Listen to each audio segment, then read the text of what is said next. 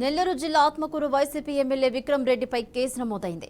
రంజాన్ పండుగ రోజున ఓ మసీదుకు వెళ్లిన విక్రమ్ రెడ్డి మందిరంలో ఎన్నికల ప్రచారం నిర్వహించారు. ఎన్నికల హామీలపై ప్రసంగించారు. దీంతో ఎమ్మెల్యే విక్రమ్ రెడ్డిపై పోలీసులకు ఫిర్యాదు చేశారు స్థానికులు. విక్రమ్ రెడ్డి ప్రసంగ వీడియోలు ఆధారంగా అందించారు. స్థానికుల ఫిర్యాదుతో ఎన్నికల కోడ్ ఉల్లంఘించిన ఎమ్మెల్యే విక్రమ్ రెడ్డిపై పోలీసులు కేసు నమోదు చేశారు. ఎలక్షన్ కోడ్ ఉల్లంఘించిన విక్రమ్ రెడ్డిపై పోలీసులకు స్థానికులు ఫిర్యాదు చేశారు. మసీదులో విక్రమ్ రెడ్డి ప్రసంగం వీడియో ఆధారంగా ఫిర్యాదు చేసినట్టు తెలుస్తోంది. ఇదే అంశానికి సంబంధించి మరిన్ని అప్డేట్స్ మా ప్రతినిధి మురళి అందిస్తారు. మురళి,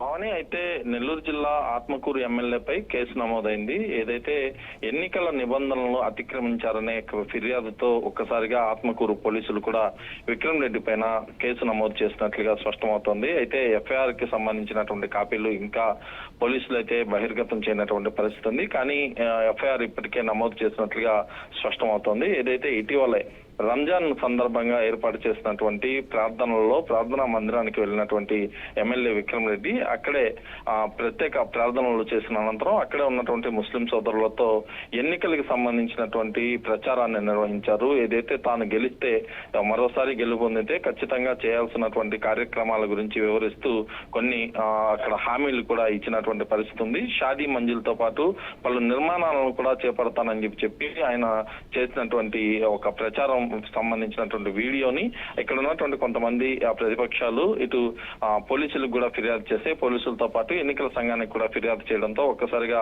ఎన్నికల సంఘం అదేవిధంగా పోలీసులు కూడా కేసు నమోదు చేసి ప్రస్తుతం అయితే దర్యాప్తు చేపట్టారని చెప్పుకోవచ్చు. జిల్లా కలెక్టర్ కి ఈ విషయం పైన ఫిర్యాదు చేస్తున్నట్లుగా ప్రతిపక్షాలు కూడా చెప్తున్నటువంటి పరిస్థితి. అయితే ఎన్నికల నిబంధనల ప్రకారం ఏదైతే ప్రార్థనా మందిరాలు, ఆలయాలు, చర్చిలు వద్ద కూడా ఎన్నికల ప్రచారం నిర్వహించకూడదు అని చెప్పి ఇప్పటికే నిబంధనలు కూడా ఏసీ ఇచ్చినటువంటి పరిస్థితుల నేపథ్యంలో ఎక్కడ ఇలాంటి కార్యాచరణ అయితే ఎవరు చేపట్టడం లేదు. కొన్ని చోట్ల మాత్రం ఎమ్మెల్యే విక్రమ్ రెడ్డి చేసినటువంటి ఈ రంజాన్ సందర్భంగా ప్రార్థనా మందిరంలోకి చేసినటువంటి ఈ ప్రచారం వల్ల ఒకసారిగా కూడా ఆయన మీద కేసు అయితే నమోదైంది. దీనిపైన ఎలాంటి చర్యలు ఈసీ తీసుకుంటుందో మాత్రం వేచి చూడాలి. భవాని.